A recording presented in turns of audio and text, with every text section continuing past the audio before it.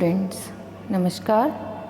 मैं शैली जैन और हम लोग पिछले कई समय से कुछ वार्ताओं के माध्यम से बीएड के कोर्स को समझने का और पढ़ने का प्रयास कर रहे हैं और इसी क्रम को आगे बढ़ाते हुए हम आज मनोविज्ञान के एक विषय व्यक्तित्व के बारे में अपने अध्ययन को आगे बढ़ाएंगे। आज हम इस लेख के माध्यम से व्यक्तित्व के मापन का अध्ययन करने का प्रयास करते हैं। व्यक्तित्व का मापन अर्थात जिसे हम कह सकते हैं मेजरमेंट ऑफ पर्सनैलिटी। पिछले कुछ अध्यायों में हमने व्यक्तित्व को बारीकी से जानने का प्रयास किया और विभिन्न मनोवैज्ञानिक आधारों पर मनोविज्ञानिकों द्वारा जो व्यक्तित्व की परिभाषाएं दी गई है, जिस संप्रत्यय को व्याख्यायित किया गया है, उसको जानने का प्रयास किया। व्यक्तित्व को जानते समय हमने ये देखा कि विभिन्न दार्शनिकों ने, समाजशास्त्रियों ने, मनोवैज्ञानिकों ने इसको अलग अलग रूप में व्याख्यायित किया। प्राचीन भारतीय ग्रंथ और वेदों के आधार पर, उपनिषदों के आधार पर भी व्यक्तित्व को कई रूपों में परिभाषित किया गया है। अगर हम देखें तो व्यक्तित्व को हमारे भारतीय दर्शन में शरीर, मन और आत्मा के रूप में व्याख्यायित किया गया था। अगर कहा जाए तो उपनिषदों में व्यक्तित्व को भौतिक आत्म, मानसिक आत्म एवं आध्यात्मिक आत्म, जिन्हें हम अन्नमय कोश, मनोमय कोश एवं आनंदमय कोश के रूप में जानते हैं, के रूप में बताया गया है। वहीं सांख्य दर्शन में इनको बाह्यकरण एवं अंतःकरण के माध्यम से समझाने का प्रयास किया है। अगर योग दर्शन की बात करूं तो योग दर्शन में शरीर, चित्त एवं आत्मा का योग, इसे व्यक्तित्व को प्रदर्शित करने का साधन माना गया है। अगर हम देखें कि भारतीय दर्शन में जिस प्रकार शरीर, मन, बुद्धि आदि के आधार पर व्यक्तित्व को समझाने का प्रयास किया गया है, इसको समझने में प्रत्येक व्यक्ति समर्थ हो यह संभव नहीं है, लेकिन व्यक्तित्व तो हर व्यक्ति का होता है। तो इस दृष्टि से व्यक्तित्व के मापन का अध्ययन करना एक प्रासंगिक विषय बन जाता है। इसके जो मनोवैज्ञानिक आधार भारतीय दर्शन में दिए गए हैं, उनके आधार पर ना तो इसका मापन कर पाना संभव है और ना ही इसकी विकास की मात्रा को समझ पाना संभव है। इसी दृष्टि से अगर आगे देखा जाए तो आधुनिक युग में पाश्चात्य देशों के जो मनोविज्ञान से संबंधित परीक्षणों के लिए खोज हुई और उसके बारे में अध्ययन किए गए, उनके आधार पर व्यक्तित्व के मापन के संबंध में अनेक युक्तियों, अनेक तरह की विधियों के बारे में जानने को मिला, जिससे कि व्यक्तित्व को नापने के संबंध में, यानी कि व्यक्तित्व को मापन करने के संबंध में अनेकों प्रकार की जानकारी प्राप्त हुई। हालांकि भारतीय दर्शन में भी अलग अलग प्रकार से उसको मापने का प्रयास किया जाता रहा है। व्यक्तित्व का मापन मानव के विकास के साथ साथ ही उसके व्यक्तित्व के मापन और निर्धारण करने के लिए एक महत्वपूर्ण रुचि का विषय रहा है और इस रुचि के विषय में आजकल कई नए प्रकार के शास्त्रों ने भी सम्मिलित होकर इस ज्ञान को आगे बढ़ाने का आधार बनाया है। और इस प्रकार के शास्त्र जैसे कि कपाल विद्या, जैसे कि मुख के लक्षणों के आधार पर, या हस्तरेखा जिसे हम पामिस्ट्री के नाम से जानते हैं, इन सभी चीज़ों के आधार पर व्यक्तित्व को मापने के प्रयास किए गए हैं। वर्तमान समय में संपूर्ण व्यक्तित्व का मूल्यांकन आवश्यक नहीं समझा जाता है, लेकिन अगर व्यक्ति किसी प्रयोजन से, यानी कि यदि व्यक्ति को कोई मनोवैज्ञानिक समस्या है या उसको किसी प्रकार के साइकोलॉजिकल प्रॉब्लम्स के कारण समायोजन में समस्याएं आ रही है या किसी विशिष्ट परिस्थिति में उसके व्यवसाय से संबंधित होकर चिकित्सकीय दृष्टिकोण से या स्कूलों में बच्चों के किसी विशिष्ट व्यवहार को समझने के लिए व्यक्तित्व के मापन का प्रयोग किया जाना आवश्यक समझा जाता है और उसकी विभिन्न अलग अलग तकनीकों का प्रयोग भी किया जाता है। आज हम व्यक्तित्व के मापन के संबंध में इन सभी अलग अलग विधियों का अध्ययन करने का प्रयास करेंगे। व्यक्तित्व का मापन कहा जा सकता है एक जटिल और व्यापक प्रक्रिया होती है और आज जब हम इसको पढ़ने का प्रयास करते हैं तो इसकी अनेक विधियों के बारे में हम इसको वर्गीकृत करके पढ़ने का प्रयास करेंगे। यह एक व्यापक विषय होने के कारण इसे हम 2 चरणों में पढ़ने का प्रयास करेंगे। आइए आज हम इसके प्रथम चरण में इसको पढ़ने का प्रयास करते हैं। व्यक्तित्व का जो मापन है अगर देखा जाए तो मोटे तौर पर इसको 2 भागों में बांटा जा सकता है। व्यक्तित्व को 2 प्रकार की विधियों से नापा जा सकता है।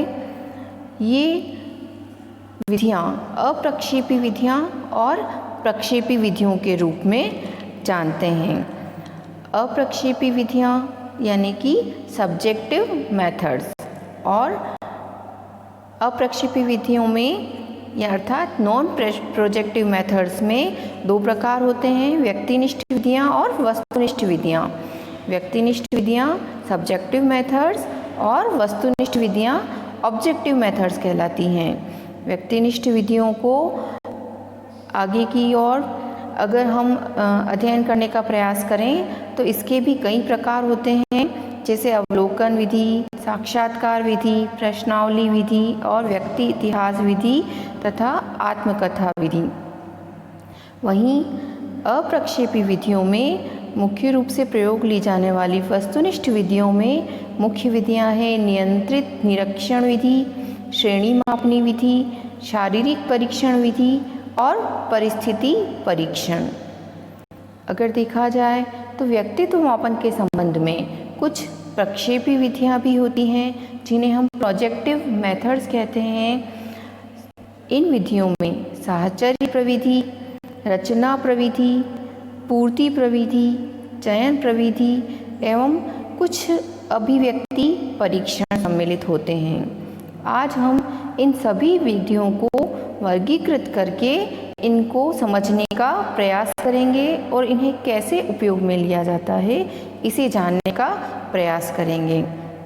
और इसी क्रम में आज हम इस भाग में अप्रक्षेपी विधियों के बारे में जानने का प्रयास करेंगे।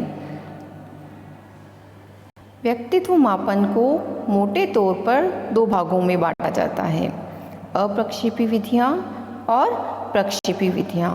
अप्रक्षेपी विधियाँ हम उन विधियों को कह सकते हैं जिन विधियों में मापन या परीक्षण का परिणाम मापन करने के लिए मापनकर्ता सीधे सीधे अपने प्रश्नों का उपयोग करता है और या किसी भी विधि से सीधे सीधे अपनी अपेक्षित बातों को निकलवाने का प्रयास करता है, जिसमें वह सीधे अपने प्रयोज्य के संपर्क में आता है और उसके संबंध में उसको जो जानकारी चाहिए उनका अलग अलग विधियों से प्राप्त करने का प्रयास करता है। अप्रक्षेपी विधियाँ या नॉन प्रोजेक्टिव मेथड्स 2 प्रकार की होती हैं, व्यक्तिनिष्ठ विधियाँ यानी कि सब्जेक्टिव मेथड्स और ऑब्जेक्टिव विधियाँ यानी कि वस्तुनिष्ठ विधियाँ। व्यक्तिनिष्ठ विधियों के बारे में जान लेते हैं।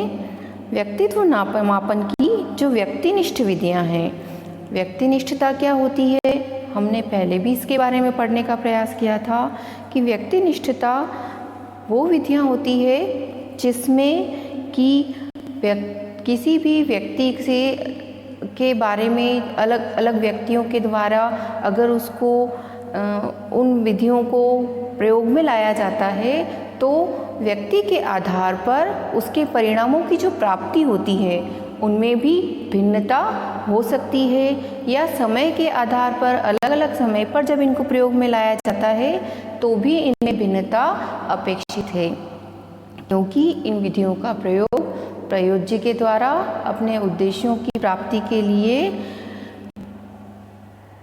एक व्यवस्थित विधियों के द्वारा लिया जाता है, अतः इन्हें व्यक्तिनिष्ठ विधियां कहते हैं। इन विधियों में प्रमुख विधि है अवलोकन या साक्षात्कार विधि, प्रश्नावली विधि, आत्मचरित्र लेखन या जिसे हम आत्मकथा विधि भी कहते हैं, तथा व्यक्ति इतिहास विधि। अब हम इन विधियों को ब्रीफली पढ़ने का प्रयास करते हैं। सबसे पहले आती है अवलोकन विधि, यानी कि ऑब्जर्वेशन मेथड। इस विधि में मापनकर्ता प्रयोज्य के व्यवहार का अवलोकन करता है और यह देखता है कि उसमें व्यक्तित्व के कौन कौन से लक्षण हैं और कितनी मात्रा में हैं। अर्थात अवलोकन अर्थात अपनी इंद्रियों के माध्यम से देखकर जानने का प्रयास किया जाता है कि आप जिन उद्देश्यों को लेकर चल रहे हैं, क्या उस प्रकार के लक्षण उस व्यक्ति में परिलक्षित होते हैं, और उनके आधारों पर ये जानने का प्रयास किया जाता है कि व्यक्तित्व के कितने लक्षण, किस प्रकार के लक्षण किसी व्यक्ति विशेष में उपस्थित हैं। इस विधि का सबसे पहले प्रयोग थार्नडाइक और जर्सील्ड ने किया था। इस विधि का सबसे बड़ा गुण ये होता है कि इसमें जो मापन करने वाला व्यक्ति होता है वह प्रयोग की विशेषताओं को अपने स्वयं की आँखों से देखता है, अपने दिमाग से समझता है और उसे किसी भी मापन की आवश्यकता के उपकरण की आवश्यकता भी नहीं होती है। अर्थात इसमें मापनकर्ता स्वयं उस प्रयोज्य के या जिस व्यक्ति का वो करना चाह रहा है उस ऑब्जर्वेशन के माध्यम से उसके संपर्क में आता है और सीधे सीधे अपने प्रश्नों के माध्यम से उसके व्यक्तित्व का मापन करने का प्रयास करता है। इसमें किसी भी प्रकार के किसी उपकरण की अर्थात टूल की आवश्यकता उसको नहीं होती है। ये भी कह सकते हैं कि इस विधि में कुछ कमियां भी होती है कि इस विधि में सौहार्द स्थापित करने में या असंरचित होने के कारण जो प्रयोज्य व्यक्ति है उससे कुछ सूचनाएं निकलवाने में अधिक समय लग जाता है और इसके जो परिणाम हैं वो इतने ज़्यादा विश्वसनीय भी नहीं होते हैं, क्योंकि हम पहले ही जान चुके हैं कि विधि कौन सी है, वस्तुनिष्ठ विधि व्यक्तिनिष्ठ विधि है, सब्जेक्टिव मेथड है। इसलिए इस पर मापनकर्ता का पूर्ण रूप से प्रभाव होता है और ये विधियाँ व्यक्तिनिष्ठ होने के कारण इतनी ज़्यादा अधिक मात्रा में बहुत ये कहा जा सके कि वैध तरीके से मापन के परिणाम प्रस्तुत कर सके, ये संभव नहीं होता है। आगे चलते हैं, देख लेते हैं आत्मचरित्र लेखन यानी कि आत्मकथा विधि क्या होती है। आत्मचरित्र लेखन ऑटोबायोग्राफी मेथड कहा जाता है। कई बार हमने व्यक्तियों को अपनी ऑटोबायोग्राफीज लिखवाते हुए या लिखते हुए देखा है। इसमें परीक्षक व्यक्ति को अपनी आत्मकथा कुछ शीर्षकों के आधार पर लिखने के लिए कहता है और उसके आधार पर दी गई जानकारी के आधार पर उसके व्यक्तित्व के संबंध में निर्णय निकालने का प्रयास करता है। यह विधि भी व्यक्तिनिष्ठ होने के कारण अधिक प्रमाणित नहीं होती है, क्योंकि आत्मकथा लिखते समय या लिखवाते समय व्यक्ति के द्वारा जो सूचनाएं दी गई हैं आवश्यक रूप से वो ऑथेंटिक हो, ये आवश्यक नहीं होती है। हो सकता है कि व्यक्ति उन्हीं सूचनाओं को दे जो कि वो देना चाहता है। आत्मकथाएं दो प्रकार की होती हैं। रूपरेखा आधारित आत्मकथा जिसे हम स्ट्रक्चर्ड बायोग्राफी कहते हैं। अनस्ट्रक्चर्ड बायोग्राफी के अंतर्गत कुछ शीर्षक या रूपरेखा निश्चित होती है, जिनके आधार पर जो अभियोज्य है उसके जीवन के बारे में जानकारियों को प्राप्त किया जाता है। उसमें व्यक्ति एक बार जो जानकारी दे देता है उस जानकारी को पुनः बदलने के लिए इजाज़त नहीं होती है और उन्हीं के आधार पर इसको लिखा जाता है और उसका विश्लेषण करके उसके व्यक्तित्व के संबंध में तथ्यों को प्राप्त किया जाता है। अब आती है रूपरेखा रहित आत्मकथा, अनस्ट्रक्चर्ड बायोग्राफी। इस विधि में प्रयोज्य को स्वतंत्र रूप से अपनी आत्मकथा लिखनी होती है। उसे किसी भी प्रकार का कोई शीर्षक या निर्देश नहीं दिए जाते हैं। इसमें भी अगर एक बार वो कुछ लिख देता है तो उसे इन चीज़ों को बदलने की इजाज़त नहीं दी जाती है। परिणामतः उसके चेतन और अचेतन दोनों की स्वाभाविक अभिव्यक्ति होती है और उसके व्यक्तित्व के संबंध में कुछ स्पष्ट तथ्य निकलकर सामने आते हैं। इस प्रकार आत्मकथा या ऑटोबायोग्राफी जो है वो उससे व्यक्तित्व के अति विशिष्ट पक्षों का उजागर होता है और उसकी जटिल संवेगों के बारे में जानकारी भी प्राप्त की जाती है। इस विधि का भी एक दोष कहा जा सकता है, क्योंकि इस विधि का उपयोग उन्हीं व्यक्तियों के मापन के लिए किया जा सकता है कि जो व्यक्ति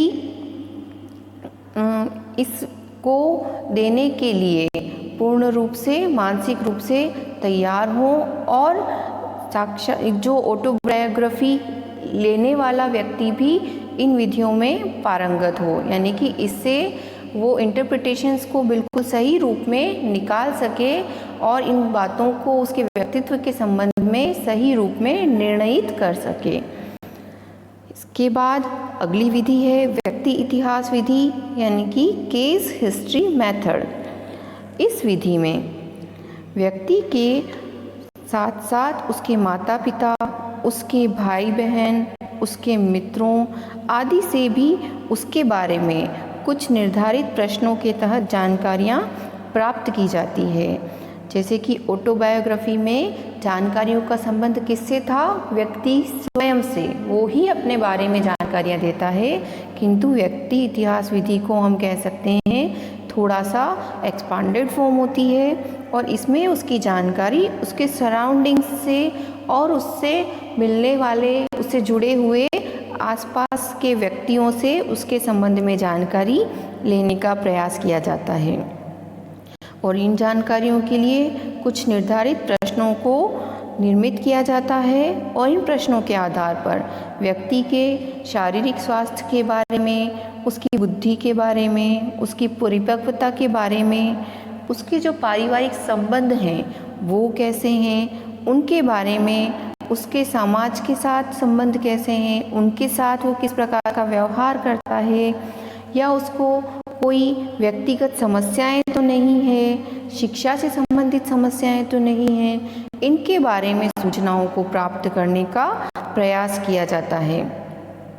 ये सूचनाएं दोनों प्रकार से प्राप्त हो सकती है, या तो व्यक्ति से सीधे पूछकर इन सूचनाओं को प्राप्त किया जा सकता है या फिर उससे मिले जुले व्यक्तियों से इन सूचनाओं को प्राप्त किया जा सकता है।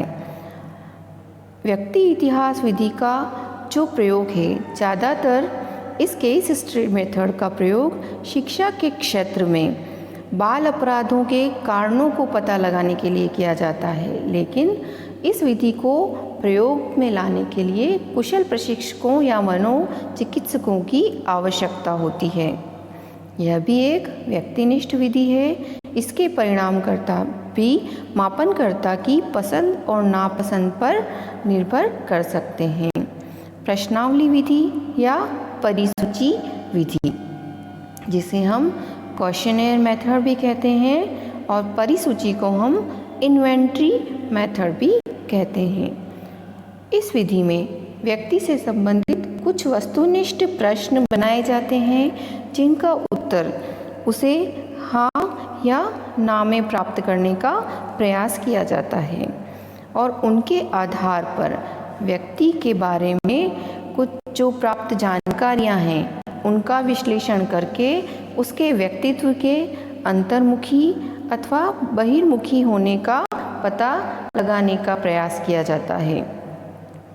जब प्रश्नावली में जो उत्तर व्यक्ति द्वारा दिए जाते हैं उनका विश्लेषण किया जाता है तो उनके आधार पर व्यक्ति से संबंधित उसकी रुचियों, क्षमताओं, उसकी योग्यताओं, उसके संवेग, आदर्श, मूल्यों एवं उसकी सामाजिकता से संबंधित पक्षों के बारे में जानने का प्रयास किया जाता है ताकि उसके व्यक्तित्व के अच्छे प्रकार से समझकर उसका आकलन किया जा सके। प्रश्नावली विधि में ये कहा जा सकता है कि यह विधि साक्षात्कार का ही औपचारिक एवं लिखित स्वरूप होता है, क्योंकि जैसे साक्षात्कार करते समय जब इंटरव्यू लिया जाता है किसी व्यक्ति का तो उसके संबंधित सूचनाएं विभिन्न प्रश्नों के माध्यम से एकत्र करने का प्रयास किया जाता है, लेकिन इसमें सभी सूचनाएं औपचारिक रूप में प्राप्त होती हैं तथा लिखित रूप में प्राप्त होती है। इस विधि में व्यक्ति के विभिन्न व्यक्तित्व के जो पहलू होते हैं, जैसे अभी हमने देखा व्यक्ति के बुद्धि, अभिक्षमताएं, उसके मूल्य आदि से संबंधित जो प्रश्नों की रचना करके उनकी सूचनाओं को प्राप्त किया जाता है और इन सूचनाओं से जो प्राप्त एक लिस्ट तैयार होती है उसे हम परिसूची या इन्वेंट्री कहते हैं। प्रश्नों के जो प्रकार होते हैं इनके आधार पर प्रश्नावलियाँ 4 प्रकार की हो सकती है। प्रथम प्रकार की जो प्रश्नावली है उसे हम प्रतिबंधित प्रश्नावली या क्लोज्ड क्वेश्चनर कहते हैं और इस प्रश्नावली के जो प्रश्न होते हैं उनके उत्तरों को प्रतिबंधित रूप में प्राप्त किया जाता है, इसीलिए इसे क्लोज्ड क्वेश्चनर कहते हैं। जैसे कभी कभी हम देखते हैं ना हाँ और ना वाले उत्तर वाले प्रश्न, तो इसमें जो उत्तर देने वाला है वो बाउंडेड है, उसको उत्तर या तो हाँ देना है या ना देना है। जैसे अगर किसी से प्रश्न किया जाए क्या आप अतिथियों के आगमन पर प्रसन्न होते हैं, तो या तो उत्तर देगा हाँ या वो उत्तर देगा ना। इस प्रकार के प्रश्न क्लोज्ड क्वेश्चनेयर के प्रश्न कहे जाते हैं। दूसरा प्रकार है खुली प्रश्नावली अर्थात ओपन क्वेश्चनेयर। जैसे इसमें नाम से ही स्पष्ट हो रहा है कि जो प्रयोज्य है वो प्रश्नों को अपने तरीके से उत्तर देने के लिए स्वतंत्र होता है, जैसा वो चाहता है अपने शब्दों में वो उनका उत्तर दे सकता है। अगर उदाहरण के तौर पर देखें तो अगर कोई प्रश्न पूछा जाए परिवार में अगर कोई मेहमान आता है तो हमें उनके साथ कैसा व्यवहार करना चाहिए, तो अब इसका उत्तर तो व्यक्ति अपने शब्दों में अपनी जो भावनाएं हैं उनके आधार पर देगा, इसलिए इन्हें कहा जाता है ओपन क्वेश्चनेयर वाले प्रश्न। चित्रात्मक प्रश्नावली नाम से ही स्पष्ट है क्योंकि ये पिक्टोरल क्वेश्चनेयर होती है। इसमें प्रश्नों में चित्रों का प्रयोग किया जाता है, चित्र के रूप में प्रश्नों को प्रस्तुत किया जाता है और जो प्रयोज्य है वो इन चित्रों में से चयन करता है, उन पर निशान लगाता है और उत्तर देता है, इसलिए इन्हें चित्रात्मक प्रश्नावली कहा जाता है। मिश्रित प्रश्नावली या मिक्स्ड क्वेश्चनेयर, इस प्रकार की प्रश्नावली में ऊपर जो दिए गए हैं उनमें से किसी भी प्रकार के प्रश्नों को लेकर इनका प्रयोग किया जाता है। तो इस प्रकार जो क्वेश्चनर मेथड है इसको बहुत अधिक मात्रा में प्रयोग में लाया जाता है। बहुत अच्छी विधि है जिसके द्वारा जो उसके उत्तर प्राप्त होते हैं उन प्राप्त उत्तरों के आधार पर व्यक्ति की अंतर्मुखिता या बहिर्मुखिता के बारे में, उसके आत्मविश्वास के बारे में आदि लक्षणों के बारे में अच्छी प्रकार से पता लगाया जा सकता है। इस विधि में एक समय में अनेक प्रयोज्यों के व्यक्तित्व का मापन भी एक साथ किया जा सकता है, जिससे समय और शक्ति दोनों की ही बचत होती है। तो इस दृष्टि से भी प्रश्नावली विधि एक महत्वपूर्ण विधि मानी जाती है। आगे भी कुछ और इसके बारे में जान लेते हैं कि प्रश्नावली जो विधि होती है, इसमें जो क्वेश्चनेयर्स बनाई जाती हैं या इन्वेंट्रीज बनाई जाती हैं, इनमें से कुछ क्वेश्चनेयर या जो इन्वेंट्रीज होती हैं, इन क्वेश्चनेयर्स को हम ये कह सकते हैं कि कुछ स्टैंडर्डाइज्ड होती हैं या कुछ उद्देश्यों के आधार पर स्वयं भी निर्मित की जाती हैं। ऐसी ही कुछ स्टैंडर्डाइज्ड जो सूचियाँ होती हैं, उनके कुछ उदाहरण हैं, जैसे बेल एडजस्टमेंट इन्वेंट्री, जैसे मिनेसोटा मल्टीफेजिक पर्सनैलिटी इन्वेंट्री, जिसका प्रयोग व्यक्तित्व के निर्धारण के लिए किया जाता है, बर्नेट पर्सनैलिटी इन्वेंट्री, आल्टपोर्ट की एएस रिएक्शन स्टडी तथा साथ ही साथ कर्नल्स टेस्ट।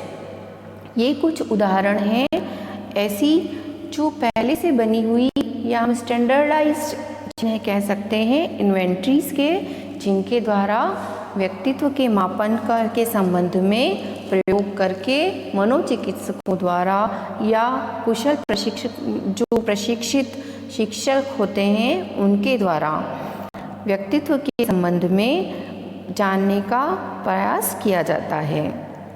अब हम जानते हैं साक्षात्कार विधि के बारे में। इसे हम इंटरव्यू मेथड भी कहते हैं।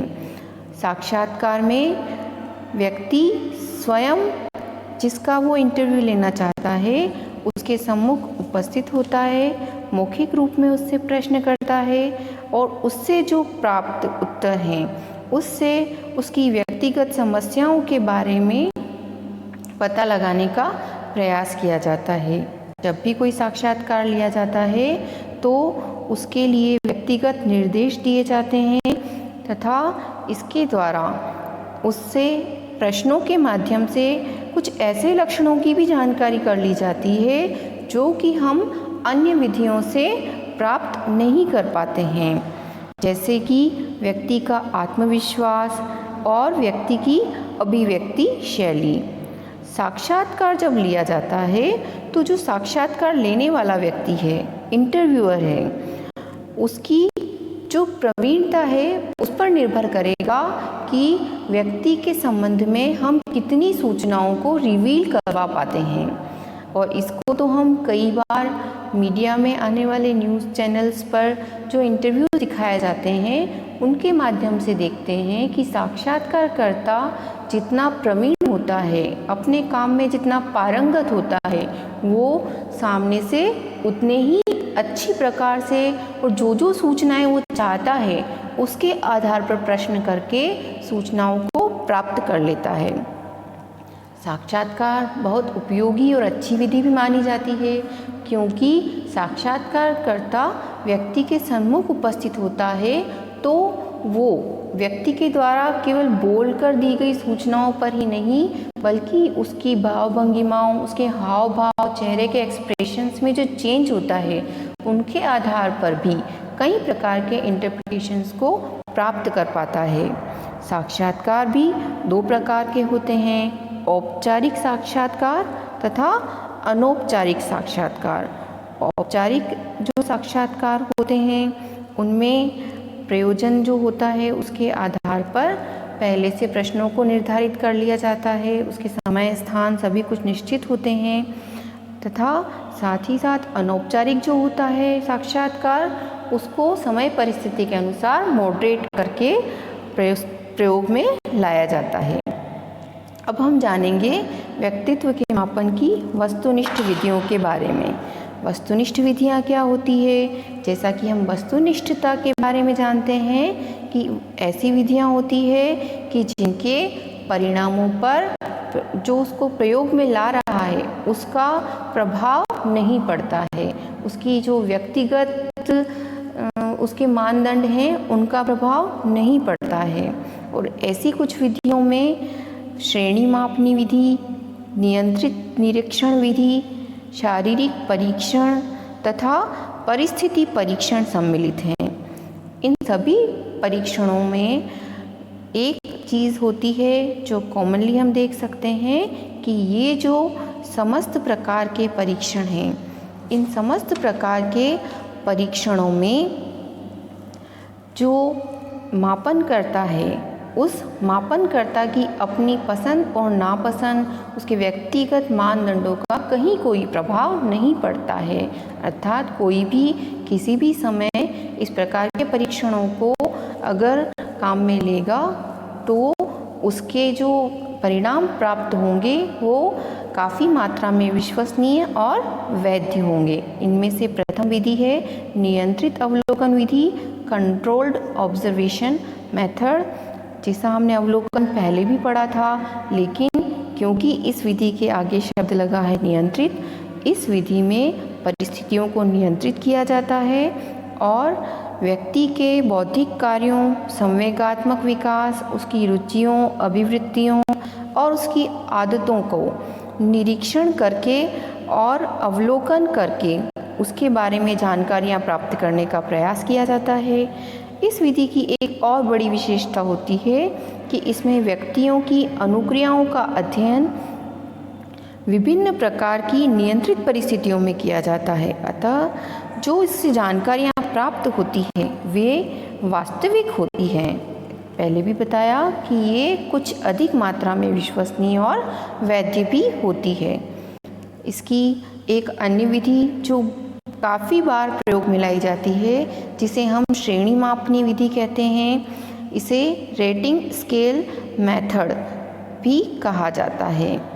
इस विधि में चित्र संबंधी इस विधि में कई प्रकार के प्रश्नों को सम्मिलित किया जाता है और व्यक्ति के व्यक्तित्व से संबंधित अनेक लक्षणों को क्रम के आधार पर निर्धारित करने का प्रयास किया जाता है। जो क्रम निर्धारण है उसका कार्य या तो उस व्यक्ति से स्वयं ही करवाया जाता है जिसका मापन करना होता है, या उसको जानने वाले उससे संबंधित किसी व्यक्ति के द्वारा करवाया जाता है। अच्छा, जो श्रेणी निर्धारण विधि है, इसके बारे में ये कहा जा सकता है कि इसका प्रयोग सबसे पहले फ्रैक्नर नाम के मनोवैज्ञानिक ने किया था और बाद में आगे जाकर इसके ऊपर बहुत सारा कार्य गाल्टन नामक एक मनोवैज्ञानिक ने किया, जिसको उन्होंने 1889 में एक व्यवस्थित रूप देकर भी प्रस्तुत किया था। श्रेणी मापनी विधि जो होती है वो अनेक प्रकार की होती है, जिसमें से कुछ प्रकारों को आपको बताने का प्रयास करती हूँ। पहला प्रकार है चेकलिस्ट। चेकलिस्ट क्या होती है? चेकलिस्ट में कुछ प्रकार के निर्देश प्रश्नों के साथ में ही दिए जाते हैं, जिनमें से व्यक्ति चयन करता है, जैसे हाँ या ना या क्रॉस या सही का निशान। उनमें से व्यक्ति जो उत्तर पसंद करता है उसका चयन कर लेता है। या फिर इस प्रकार की भी होती है कि जिसमें गुणों की मात्रा को लिखा जाता है, जैसे व्यक्ति के साहस को नापना है, तो उसके लिए अगर चेकलिस्ट का प्रयोग किया जा रहा है तो चेकलिस्ट में या तो उसको ऑप्शन दिए जा सकते हैं है या नहीं, तो उनमें से व्यक्ति चयन कर लेगा। या फिर उसको अगर हम मात्रात्मक रूप में नापना चाहते हैं तो ऑप्शन दिए जाते हैं बहुत अधिक, अधिक, सामान्य, कम या बहुत कम। इनमें से व्यक्ति अपनी पसंद के ऑप्शन को चेक करता है, यानी कि टिकिंग करता है, और इस प्रकार इसको प्रयोग में लाया जाता है। आंकिक मापनी यानी कि न्यूमेरिकल स्केल, जैसा कि नाम से ही स्पष्ट हो रहा है कि इसमें अंकों के आधार पर, इसमें व्यक्तित्व के जो कुछ लक्षण होते हैं उन लक्षणों को अंकों के आधार पर व्यक्तित्व के बारे में मापने का प्रयास किया जाता है, और उनके आधार पर 1, 2, 3, 4 और 5 अंकों को देकर उन मूल्यों, किसी भी विशेष प्रकार की जानकारियों को की उपयोगिताओं को प्राप्त करने का प्रयास किया जाता है। जैसे कि अगर हम किसी व्यक्ति के मूल्यों के संबंध में निर्धारण करना चाह रहे हैं तो उसको इस प्रकार से प्रश्न किया जाता है कि आपके सामने 4-5 मूल्य लिखे हुए हैं, इनको आप एक क्रम के आधार पर जमाएं, जैसे सत्य, अहिंसा, अस्तेय, अपरिग्रह और ब्रह्मचर्य, और उसे 5 अंक दिए गए हैं। वो जिस मूल्य की अपने जीवन में प्राथमिकता महसूस करता है उन्हें उसके आधार पर वह अंक दे देता है। ग्राफिक मापनी यानी कि जिसे हम ग्राफिक स्केल भी कहते हैं, इसमें व्यक्तित्व के किसी गुण को अंक प्रदान करने के लिए या उसको मापने के लिए ग्राफ पर बनी हुई एक क्षैतिज रेखा पर बिंदुओं के माध्यम से व्यक्त करने का प्रयास किया जाता है। अगर रेखा क्षैतिज प्राप्त होती है अर्थात हॉरिजॉन्टल है तो हम इसे सातत्य या कंटिनम कहते हैं। मापनकर्ता क्षैतिज रेखा पर लगाए गए बिंदुओं की दूरी के आधार पर अपने व्यक्तित्व के लक्षणों को मापने का प्रयास किया जाता है। इस प्रकार की मापनी का प्रयोग वैसे बहुत कम ही किया जाता है। जो क्रमिक मापनी है यानी कि इसे हम कहते हैं ऑर्डरिंग स्केल, नाम से ही फिर से स्पष्ट है कि इसमें जो भी प्रश्न किए जाते हैं उसमें कथनों के स्थान पर व्यक्तित्व के कई लक्षणों को एक साथ प्रस्तुत कर दिया जाता है और निर्धारक से उन्हें प्रयोज्य द्वारा प्रदान महत्व के अनुसार क्रमबद्ध करने के लिए कहा जाता है। यानी कि वो उसको क्या करता है, उसके लिए उस मन में उनका क्या वेटेज है उसको उस ऑर्डर से या प्राथमिकता से एक क्रम में जमाने का प्रयास करता है। जैसे अगर हम किसी एक शिक्षक का इंटरव्यू ले रहे हैं और हम ये जानना चाहते हैं कि उसके अंदर व्यक्तित्व के कौन से गुणों को वो प्राथमिकता देता है, तो उसके समक्ष हमने कुछ गुण प्रस्तुत किए कि आप इन गुणों को एक ऑर्डर में जमाइए कि अच्छे शिक्षक में किस प्रकार के गुणों का होना चाहिए आपके दृष्टिकोण से। जैसे उसको ऑप्शन दिए गए विषय का ज्ञान, शिक्षण कौशल, सहानुभूति, कर्तव्य निष्ठा। जब वो इनको क्रमों में जमाता है तो उसके क्रम का इंटरप्रिटेशन करके उसके संबंध में, उसके व्यक्तित्व के संबंध में कुछ विशेष पक्षों के बारे में निर्णय लिए जा सकते हैं। इसी के साथ इसका एक और प्रकार होता है बाध्य चयन मापनी यानी कि फोर्स्ड चॉइस स्केल। इसमें व्यक्तित्व के किसी लक्षण से संबंधित प्रश्न के 2 या 2 से अधिक उत्तर होते हैं जिनमें से ही जो व्यक्ति है उसको चयन करना होता है। अर्थात इसका अगर हम उदाहरण देखें तो अगर हम उसको पूछें कि आपको किस प्रकार के नॉवेल्स पढ़ना पसंद है, आपको जासूसी या सामाजिक, इनमें से, तो उसका उत्तर बाध्य है कि इन दोनों में से ही उसको किसी उत्तर का चयन करना है। वैसे देखा जाता है कि व्यक्तित्व मापन में श्रेणी मापनी विधि का प्रयोग बहुत ज़्यादा मात्रा में किया जाता है और यह एक उपयोगी विधि कही जा सकती है। परिस्थिति परीक्षण यानी कि सिचुएशन टेस्ट, इस विधि में प्रयोज्य के समक्ष अनेक जीवन की कोई वास्तविक परिस्थिति रखी जाती है और इस परिस्थिति में वो किस प्रकार की प्रतिक्रिया करेंगे इसके संबंध में मापनकर्ता उससे उसकी प्रतिक्रियाओं के बारे में प्रश्न करता है। जैसे उसके सामने कोई भी विशिष्ट परिस्थिति रखी गई और उसमें वो किस प्रकार से रिएक्ट करता है, उन चीज़ों को जज करने का प्रयास किया जाता है। परिस्थिति परीक्षण मुख्य रूप से 2 प्रकार के होते हैं, समाजमिति परीक्षण और मनोनाटक। जो समाजमिति है, समाजमिति या सोशियोमेट्रिक मेथड्स कहे जा सकते हैं। समाजमिति में इसका प्रयोग सबसे पहले J.L. मोरिनो ने किया था और इस विधि में व्यक्तियों के उस समूह में व्यक्ति विशेष की उनके गुणों के आधार पर चयन करने अथवा छोड़ देने के लिए कहा जाता है। जैसे अगर बहुत सारे व्यक्ति हैं क्लास में अगर पूछा जाता है कि आप अगर मॉनिटर बनाना चाहते हैं और इनमें से विभिन्न लक्षणों को ध्यान में रखते हुए किसी व्यक्ति का चयन किया जाए तो यह विधि सोशियोमेट्रिक मेथड कही जा सकती है और इसके आधार पर पता लगाया जाता है कि किस प्रकार के गुणों को बच्चों के द्वारा पसंद या नापसंद किया जाता है। इसी तरह से मनोनाटक भी एक विधि होती है जिसे हम साइको ड्रामा कहते हैं। इसमें नाटकों का आयोजन किया जाता है और उन नाटकों के आधार पर जीवन की कुछ परिस्थितियों को मंचन करने का प्रयास किया जाता है। व्यक्ति को किसी विशेष पात्र के रूप में अभिनय करने को कहा जाता है और जो अभिनीत करने वाला व्यक्ति होता है उसके हाव भावों के आधार पर उसकी मनोदशाओं का पता लगाया जा सकता है और इसका प्रयोग मनोचिकित्सकों द्वारा विशिष्ट परिस्थितियों में ही किया जाता है। इस प्रकार जो परिस्थिति परीक्षण है वे भी काफ़ी उपयोगी प्रकार के परीक्षण होते हैं। शारीरिक परिवर्तन विधियाँ यानी कि फिजियोलॉजिकल टेस्ट। जो फिजियोलॉजिकल टेस्ट हैं इनका संबंध शारीरिक परिवर्तनों से होता है।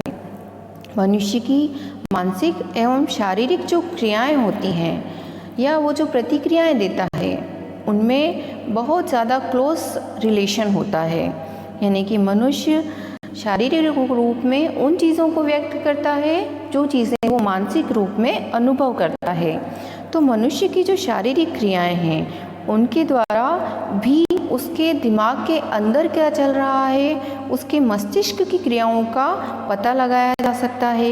इसके लिए वैज्ञानिक शरीर में होने वाले जो विभिन्न प्रकार के परिवर्तन हैं उनको नापने का प्रयास करते हैं और इन परिवर्तनों को नापने के लिए विशेषज्ञों के निर्देशन में विभिन्न यंत्रों का भी प्रयोग में लाया जाता है। जैसे नाड़ी की गति को नापा जाता है, उसके लिए स्पाइग्मोग्राफ यंत्र का प्रयोग में लाया जाता है। अगर ब्लड प्रेशर यानी कि रक्तचाप होता है उसको नापना होता है तो उसको नापने के लिए प्लेंथिस्मोग्राफ को प्रयोग में लाया जाता है। हृदय गति नापने के लिए इलेक्ट्रोकार्डियोग्राफ को प्रयोग में लाया जाता है। श्वसन गति है उसको नापने के लिए फ्यूमोग्राफ को प्रयोग में लाया जाता है। साथ ही साथ जो मांसपेशियां होती है उनमें जो क्रियाएं हो रही है उनको नापने के लिए इलेक्ट्रोमायोग्राफ को काम में लाया जाता है। त्वचा में जो कुछ रासायनिक परिवर्तन होते हैं उनको मापने के लिए साइको गैल्वेनोमीटर को और इलेक्ट्रो एन्सीफियोग्राम को प्रयोग में लाया जाता है। तो इस प्रकार ये अनेक प्रकार के बहुत सारे यंत्र हैं जो शरीर में होने वाले अनेक परिवर्तनों को नापने का प्रयास करते हैं। अच्छा, इन सभी चीज़ों को देखकर जो व्यक्ति के शारीरिक परिवर्तन है या जो मानसिक परिवर्तन है इनका अध्ययन करके व्यक्ति के बारे में मनुष्य जो भी सोचता है उन सभी चीज़ों के साथ साथ उसके दिमाग में चल रही चीज़ों का उसके शारीरिक रूप से किस प्रकार से परिवर्तन होता है या प्रभाव होता है उनका अध्ययन करने का प्रयास किया जाता है। इन सभी प्रकार के परीक्षणों का उपयोग विशिष्ट परिस्थितियों में और विशेषज्ञों के माध्यम से ही किया जा सकता है, लेकिन कह सकते हैं कि एक्सट्रीम कंडीशन में इस प्रकार के परीक्षण बहुत ज़्यादा उपयोगी सिद्ध होते हैं। इनका प्रयोग मनोचिकित्सकों द्वारा जानकारियों को प्राप्त करने में किया जाता है। इस प्रकार आज हमने इस श्रृंखला में व्यक्तित्व के निर्धारण के संबंध में जो अप्रक्षेप्य विधियाँ होती है उनके दो प्रकारों व्यक्तिनिष्ठ विधियों और वस्तुनिष्ठ विधियों का बहुत ब्रीफली अध्ययन करने का प्रयास किया। हम अगले चरण में अगली वीडियो में इसकी प्रक्षेप्य विधियों के बारे में जानने का प्रयास करेंगे। मैं आशा करती हूँ कि ये समस्त जानकारी किसी न किसी रूप में आपकी अपनी परीक्षाओं के लिए उपयोगी सिद्ध होगी और इसी के साथ बहुत बहुत धन्यवाद।